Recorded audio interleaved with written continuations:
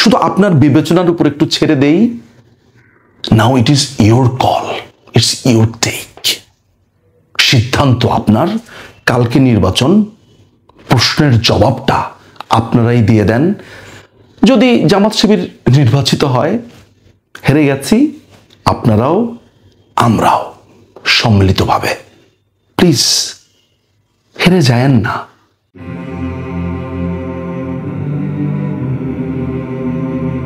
তুমিও জানো, আমিও জানি, জামাত মানে পাকিস্তানি।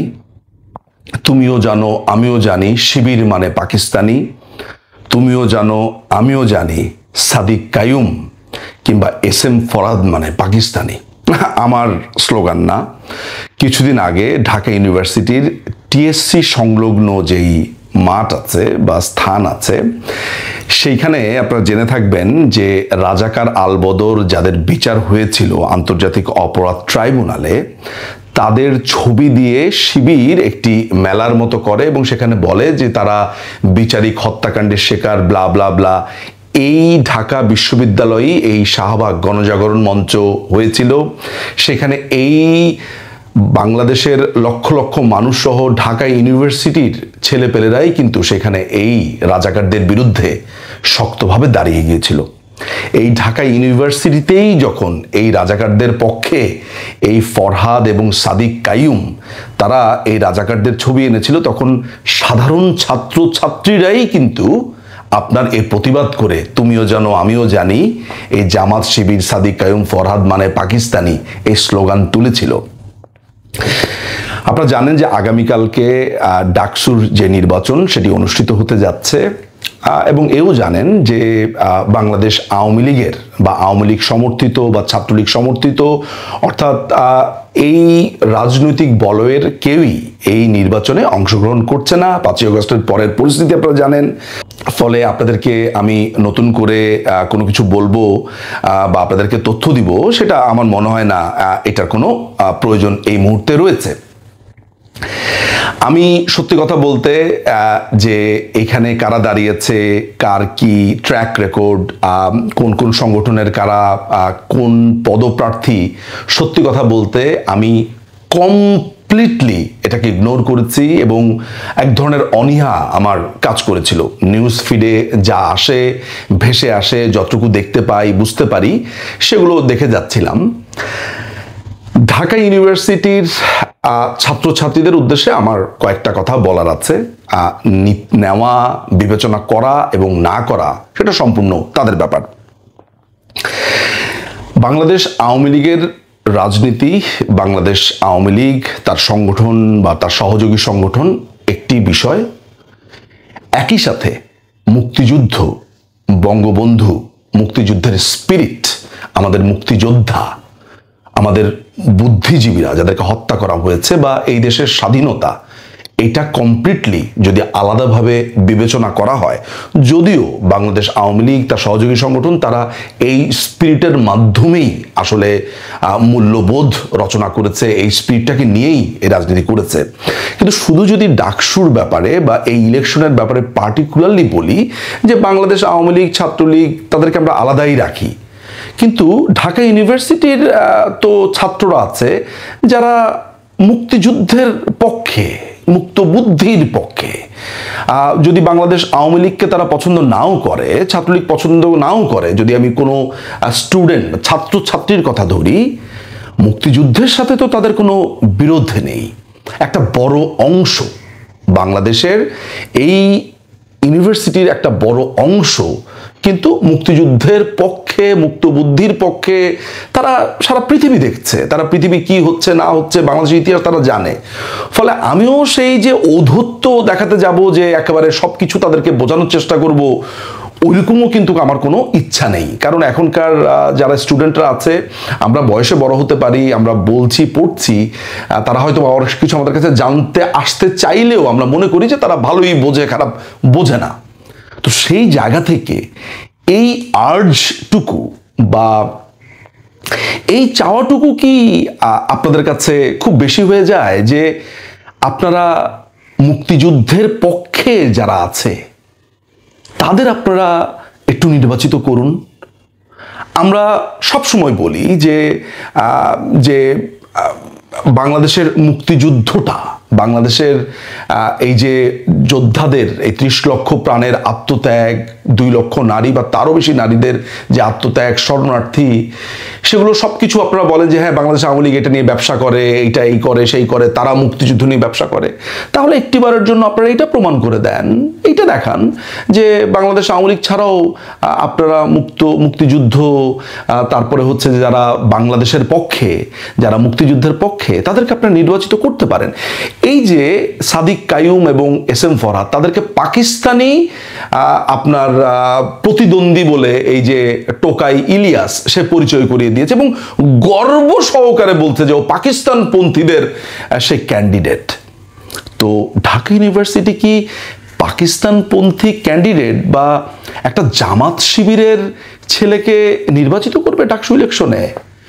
ওয়েল, 5ই অগাস্টের পরে অনেক কিছু দেখেছি, অনেক কিছু, মানে শেষ পর্যন্ত যেটা দেখেছি সেটা হচ্ছে যে কবরের থেকে লাশ উঠিয়ে সেই কবরের লাশকে নির্যাতন এবং পুড়িয়ে দেওয়া। অর্থাৎ বলে না যে ইমিউনিটি সিস্টেম শক্ত হয়ে যায়, অর্থাৎ আপনি খারাপ খেতে খেতে আপনার আর পেট ব্যথা হবে না, মানে আপনি খারাপ পরিবেশে থাকতে থাকতে থাকতে থাকতে আপনি ওইটার সাথে অভ্যস্ত হয়ে যান।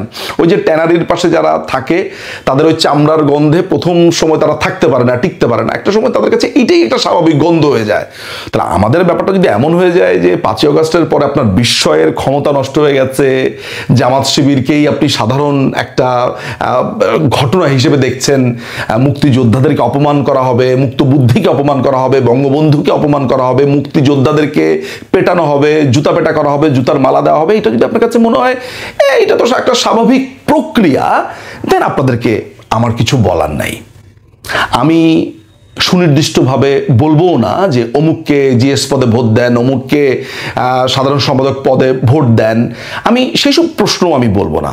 আমার চাওয়াটা খুব সিম্পল ঢাকা ইউনিভার্সিটির স্টুডেন্টদের কাছে, সিম্পল মানে খুবই সিম্পল।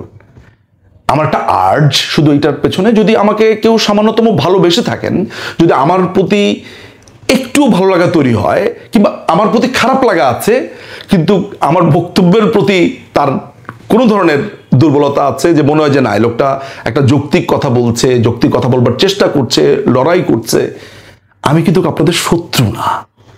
আমি এই মাটিরই সন্তান, এই বাংলাদেশের সন্তান, এই বাংলাদেশের ভালোর জন্য লড়াই করছি, যেটাকে আমি ভালো মনে করছি।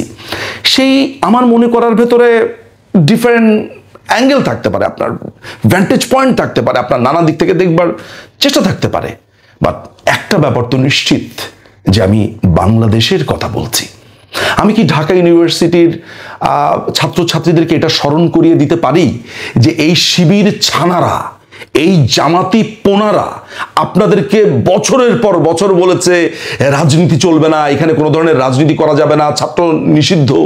পরবর্তী সময় আপনারা দেখেননি যে এইখানে এই জামাতির এই গুপ্ত রাজনীতি করেছে? দেখেননি যে হিজবুত তাহরির ছেলেপেলেরাই এখানে শেষ পর্যন্ত রাজনীতি করেছে? অর্থাৎ তারা আওয়ামী লীগ, বিএনপি বা সমাজতান্ত্রিক দল, ছাত্র ফেডারেশন, এইসব ছেলেপেলেদেরকে হটিয়ে দিয়ে ওই যে গুপ্ত লুঙ্গির তলে রাজনীতি করেছে, তারাই উদ্ভাসিত হতে চায়। আপনারা কি এই জামাত শিবিরকে এই ক্যাম্পাস দখল করতে দেবেন? এটা নিঝুম মজুমদারের আর্জ না। আমি এর আগেও বলেছি, 5ই অগাস্টের আগে, যে আপনারা যে কি করতে যাচ্ছেন ভাইয়েরা বোনেরা, আপনারা জানেন না, পস্তাবেন। এখন আপনারা যত ইগোসেন্ট্রিক হন না কেন, ইগো ধরে রাখেন না কেন, না যা করেছি ঠিক করেছি, আমি জানি আপনারা বাংলাদেশের এই অবস্থা দেখে ভেতরে ভেতরে মরছেন, অনেকেই কষ্ট পাচ্ছেন যে কি করলাম, কেন করলাম। ঢাকা ইউনিভার্সিটি যদি জামাতে ইসলামী দখল করতে পারে, শিবির দখল করতে পারে, ইতিমধ্যে আপনাদের যে উপাচার্য ও হচ্ছে একটা আসল শিবির, একসময় সে হিজবুত তাহরিরি করতে, হিজবুত তাহরির শিবির এগুলোর মধ্যে কোনো পার্থক্য নেই, ডিফারেন্ট মোড়কে ডিফারেন্ট নামে এরা অপারেট করছে। আপনারা তো বাংলাদেশের বলা হয়ে থাকে সর্বোচ্চ বিদ্যাপীঠ ঢাকা ইউনিভার্সিটি। আমার দ্বিমত অমত সমত অনেকের এটা থাকতে পারে, অনেকে বলবে না অমুক ইউনিভার্সিটি তমুক ইউনিভার্সিটি, সবকিছু ছাপিয়ে সর্বজনভাবে একটা ধারণা তো আছে যে ঢাকা ইউনিভার্সিটি বাংলাদেশের সর্বোচ্চ এবং শ্রেষ্ঠ বিদ্যাপীঠ। তো এই সর্বোচ্চ এবং শ্রেষ্ঠ বিদ্যাপীঠের ছাত্র ছাত্রীরা যদি জামাতকে বা জামাতপন্থী প্যানেলকে নির্বাচিত করে, এই লজ্জা আপনারা কিভাবে লুকাবেন সেটা আরেকটা ফিলোসফিক্যাল প্রশ্ন। কষ্ট, বিষণ্ণ, হায় হায় কি হলো, এগুলো পরের ব্যাপার। কিন্তু আপনি নিজে ক্যাম্পাসে যেতে পারবেন তো? ক্যাম্পাসে টিকতে পারবেন তো? নাকি আপনার পুরো শরীরের রগ জুড়ে লোহার অ্যাঙ্গেল লাগাতে হবে যেটা রগটা কেটে না দেয়? ওইটাও বলছি না যে রগের প্রসঙ্গ আসলে আপনি তো বলবেন না শিবির রগ কাটে, এটা নিয়ে নানান ধরনের কথা বলবেন। আমি যেটা বোঝাতে চাচ্ছি যে এই ভয়ঙ্কর রকমের এক্সট্রিম সংগঠন যারা এই ঢাকা ইউনিভার্সিটিতেই একসময় যাদের বাপদাদারা, এই পাকিস্তানি বাপদাদারা হত্যা করেছিল, এই রোকেয়া হলে বলেন বা বিভিন্ন হলে বলেন, তৎকালীন ইকবাল হল হত্যাকাণ্ড চালিয়ে ছাত্রছাত্রী শিক্ষক হত্যা করেছিল, তাদেরই চেলাদেরকে আপনারা যদি ভোট দিয়ে নির্বাচন করেন, এই দায় আপনাদের। আজীবনের জন্য ইতিহাস হয়ে থাকবে যে ঢাকা ইউনিভার্সিটির মেধাবীরা জামাত শিবিরের কুলাঙ্গারদেরকে নির্বাচন করে ঢাকা ইউনিভার্সিটির এই ছাত্র সংসদকে চালানোর জন্য সাহায্য করেছিল।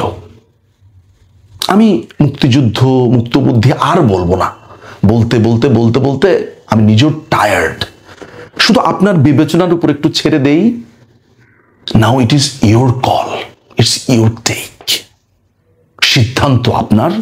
কালকে নির্বাচন, প্রশ্নের জবাবটা আপনারাই দিয়ে দেন।